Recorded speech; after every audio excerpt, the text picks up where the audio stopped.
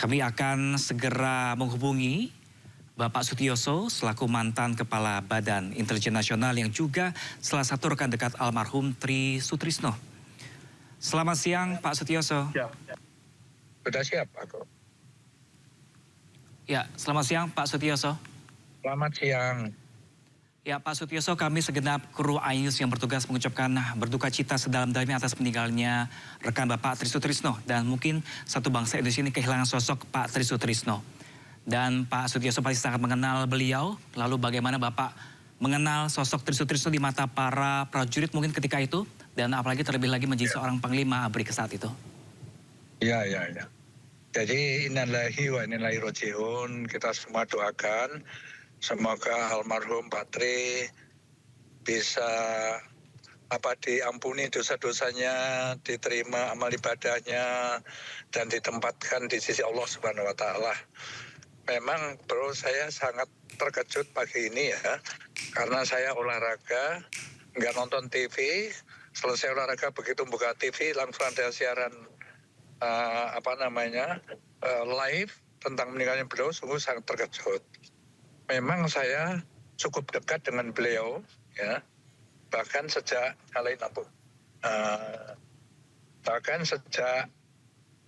saya pangkat letnan kolonel, ya, beliau kepala staf angkatan darat ya.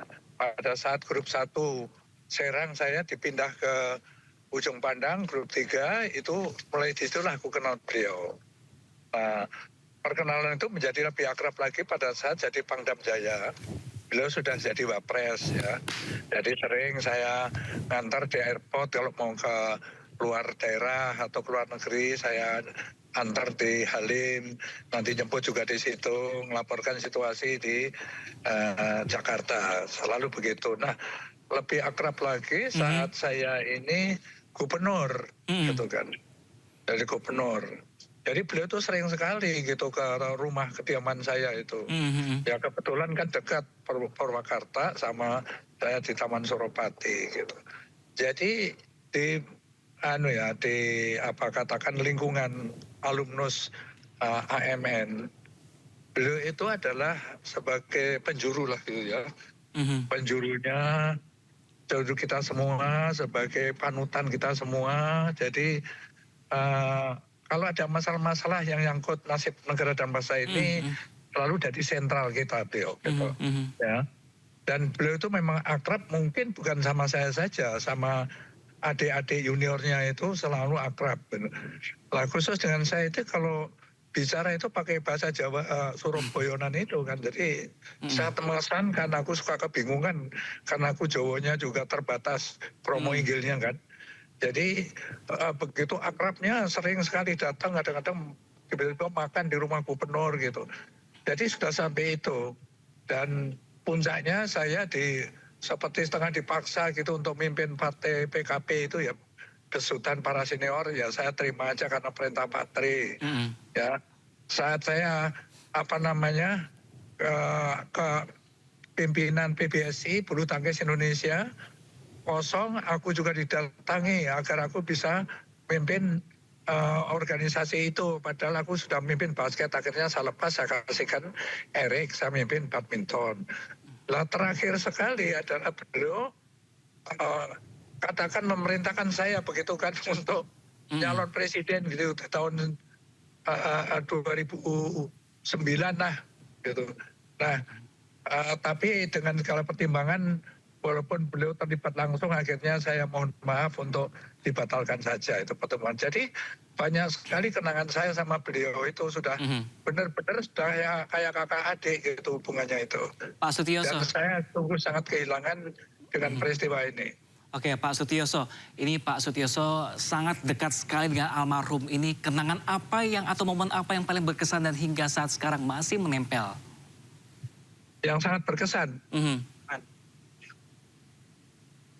Kenangan ya terakhir sekali kan saya ketemu beliau itu perayaan ulang tahun ke-90 itu saya datang.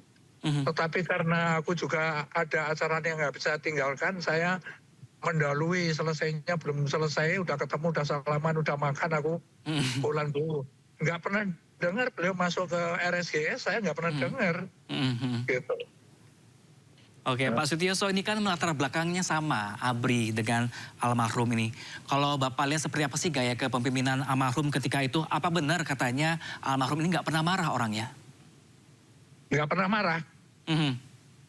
Ya, ya itu beliau itu guyon aja, kalau ketemu itu udah meriah aja gitu kan. Pakai bahasa Jawanan, Surabayaan itu udah. Misalnya kan mau ke Aceh, aku Panglima waktu itu kan. Saya bilang, Pak, saya udah lama nggak lihat Aceh waktu pemberontakan Aceh Merdeka yang pertama, Bapak Kasat, saya Mayor, saya yang dikirim ke sana, Pak. Oh iya, iya. Boleh Pak, saya ikut. Ayo melok gitu. Melok itu bahasa Surabayaan. Ayo melu kan gitu. Ikut gitu. Itu contoh-contoh pembicaraan kalau ketemu itu kayak gitu. Jadi itu menyebabkan menjadi kenangan yang amat dalam ya bagi seseorang seperti saya ini. Ya, Pak Sutioso ini selain juga hubungannya dengan para jajaran komandan perwira, lalu bagaimana dengan prajurit di bawahnya ketika itu, kalau hubungannya seperti apa, Pak Astri? Dengan prajurit juga seperti itu akrabnya. Dia nggak pandang bulu, pokoknya di bawahnya itu seperti adiknya, kalau perlu anaknya kayak anaknya, begitu selalu hubungannya itu. Nggak ada batas-batas hierarki, itu beliau tutup aja gitu kan. Ya itu contohnya, walaupun bagaimana beliau kan pensiunan Bapres. Pensiunan aku gubernur. Tapi ya nggak bisa sembarangan kan, karena beliau itu dituakan, beliau itu angkatan pertama kan. Walaupun beliau dari ATK, Akademi Teknik Angkatan Darat. Kalau AMN yang pertama kan Pak Edi Sudrajat almarhum. Nah yang di atasnya itu adalah beliau Patri. Nah sehingga ya itu menjadi sentral lah. Menjadi sentral kita semua gitu kan. Dan nggak sama prajurit juga langsung pegang kepalanya duyel segala kayak gitulah. Dengan perwiranya itu juga nggak menjaga jarak, mesti beliau itu bintang 4. Waktu itu saya letnan kolonel, nggak jaga jarak gitu. Pak Sutioso, terakhir mungkin Pak Sutioso ini pernah nggak, ataukah almarhum pernah menyampaikan pesan atau mungkin keteladanan yang paling membekas dari beliau? Ya itu, waktu itu kan beliau gitu, udah Yos, kamu yang paling cocok mimpin negeri ini yang akan datang dengan karaktermu segala macam itu kan gitu. Lah ya aku kan sebenarnya tahu diri juga kan, masa aku mau, waktu itu kan incumbent-nya SBY, aku juga mikir ya, hubungan saya dengan Pak SBY juga kayak kakak adik. Waktu ke Panglima, SBY kepala staf saya, terus mau bersaing dan rivalitas seperti itu, aku juga rada berat sekali lah anunya itu kan. Ya itu, tetapi waktu aku nggak jadi pun aku sowan ya, saya menghadap beliau, saya jelaskan Pak dengan pertimbangan begini, peraturan baru presiden threshold 20%, rasanya sulit Pak, sudahlah kita anukan aja Pak, kita batalkan dengan ucapan saya mohon maaf dan terima kasih ya. Oke, Pak Sutioso ini memiliki latar belakang yang sama dengan almarhum Pak Tri Sutrisno sebagai Panglima ABRI. Pernah nggak sempat ketika sesama di bawah naungan ABRI ketika itu, dan di mana Pak Tri juga memasuki dunia politik sebagai wakil presiden, pernah nggak sih bercerita pandangannya para prajurit terhadap transisi tersebut tuh gimana ketika itu? Pandangan saya sebagai apa? Aku pandangan sebagai Panglima ABRI. Panglima ABRI? Iya. Yang beralih menjadi wakil presiden ketika itu, sempat bercerita nggak Pak Tri? Atau curhat misalnya? Waktu wakil presiden kan aku kan sudah gubernur. Aku jadi gubernur itu juga sering kali secara kedinasan, apalagi non dinas itu juga. Nah pada saat kunjungan ke rumah saya itu, pada saat beliau sudah bukan Wapres lagi, itu amat sering lah berkunjung ke rumah dinas saya di Taman Suropati itu. Jadi hubungannya itu sudah luar biasa lah. Saya kira ya, bukan saya saja saat ini yang mempunyai perasaan kehilangan luar biasa, itu adalah semua prajurit saya rasa. Ya, apalagi yang terjadi langsung jadi anak buahnya. Gitu. Kalau Pak Sutioso, itu guyon aja. Pokoknya kita itu happy aja lah di depan beliau itu. Ya kan. Pak Tri kita dikenal juga enak menyelesaikan masalah dengan tanpa ketegangan, itu kan enak juga kan. Oke, ini satu bangsa Indonesia kehilangan tokoh bangsa yang cukup besar adalah Pak Tri Sutrisno.